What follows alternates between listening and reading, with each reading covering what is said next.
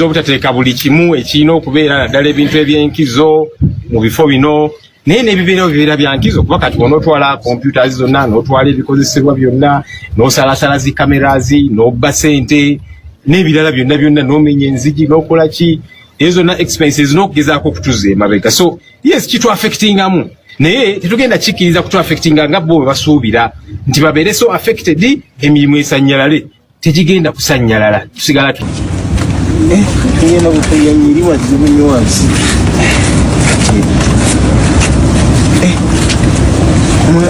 mutugidde muteba kinaba nakwera ssaawa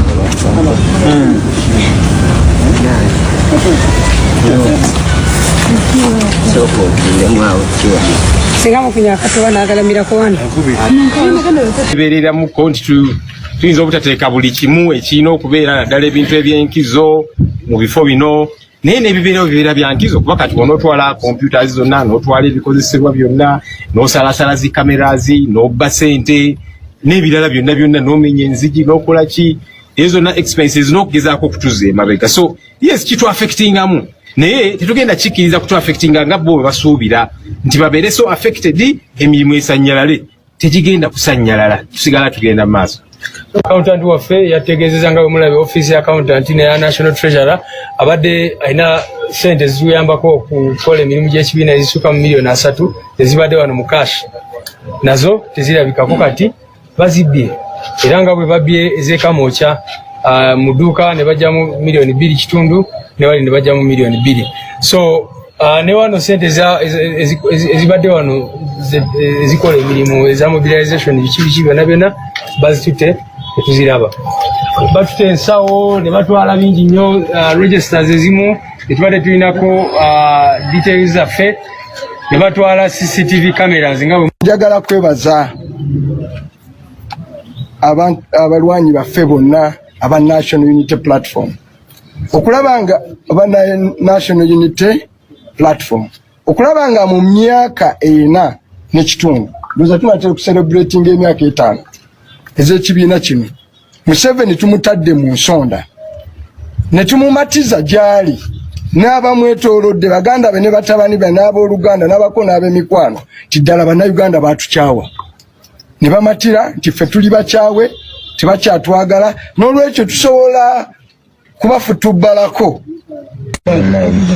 mwalowooza kiki munamu asajja bagenda kukwira Musasi Street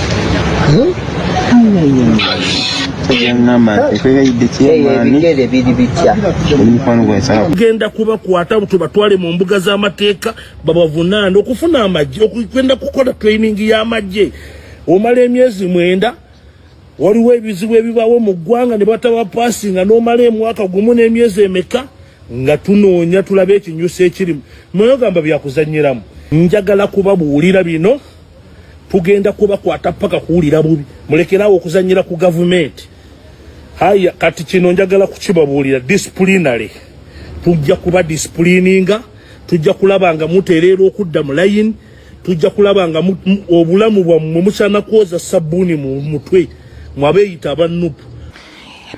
Oluvannyuma lw'ennaku 3 omukulu Chairman Nyanzi okukwatibwa olunaku olw'eggulo bamaze ne bamuta n'akomawo ewaka. Omusajja ono yakomyewo nga yenna nga alojja biwundu alojja okukubibwa wamu n'okubeera nga ayisibwa bubi.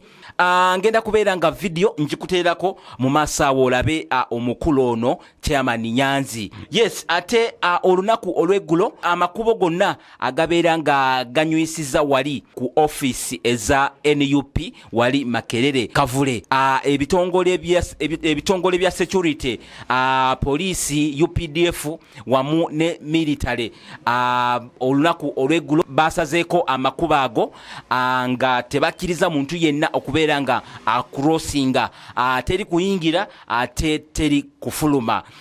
Kigambibwa nti aba breakinze inside offices eza NUP ne bayingira munda ne bonoona buli kimu kyonna.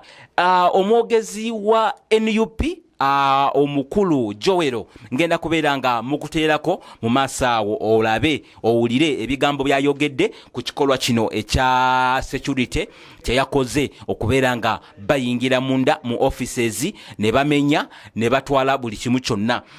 Ate tebakomyawo ne bagenda ne Kamwocha nga NUP erinayo esomero eritendeka ebya politics training political education nawo bakoze kyekimu ne bamenya ne batwala buli kimu kyonna. Video nayo ngenda kubeera nga njikuteerako mu maaso awo. Kigambibwa nti General Nalweyiso omukyalo ono amaze okubeera nga ayanukula His Excellency Bobi Wine, amaze okubeera nga amuddamu kwebyo ebigambo byayogera. Kigambibwa nti amaze okwetondera His Excellency Bobi Wine. Video nayo njirina ngenda kubeera nga nayo njikuplayingira oba njikuteerako mu maaso awo. Video nsaba ogiwe ka like ebeere nga etambula, ate gwe atanaba kusubscribinga nsaba osubscribinge tubeere nga fenna tutambulira wamu wano ku Lincoln TV. Yes, sigenda kukuluyisa, kankuteereko video olabe Nyanzi, Chairman Nyanzi gwe basiba gwe bawamba ng'akomawo ewaka. Ngenda kukuyanyiri wazibu nnyo wansi.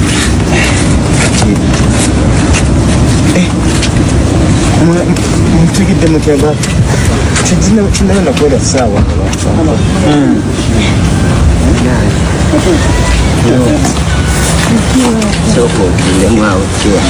Sigamo kunyakatoba nagalamira kuwana malowooza kiki munamu asajja bagenda kukwira Masasi street ngamba ekwegayidde kyemaani biri bitya omukwano gwensala kuba Masasi tugezaaku you have orders to kill you if you resist. The government no orders of business. Naina kugenda kugonzipingira ku street. Kubiri. Nenda jani n'abantu batuyambe ne twala ng'abantu bonna bonna bati. Masasi gafu kamanji.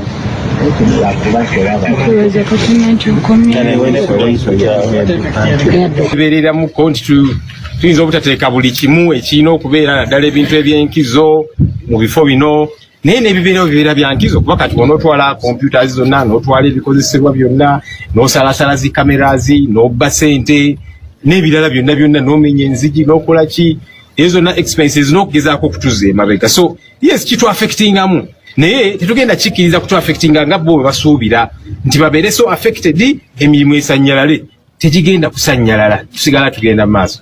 Accountant waffe yategeezezza nga bwe mulabe office ya accountant ne National Treasurer abadde alina sente ziyambako okukola emirimu gy'ekibiina ezisuka mu miliyoni 3 ezibadde wano mu cash nazo tezirabikako kati bazibbye era nga bwe babbye ez'Kamwocha mu dduuka ne bajjamu miliyoni 2.5 ne wali ne bajjamu miliyoni 2.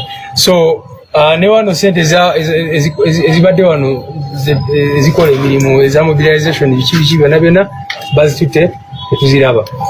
Batute ensawo ne batwala bingi nnyo registers ezimu netubadde tulinako details zaffe ne batwala CCTV camera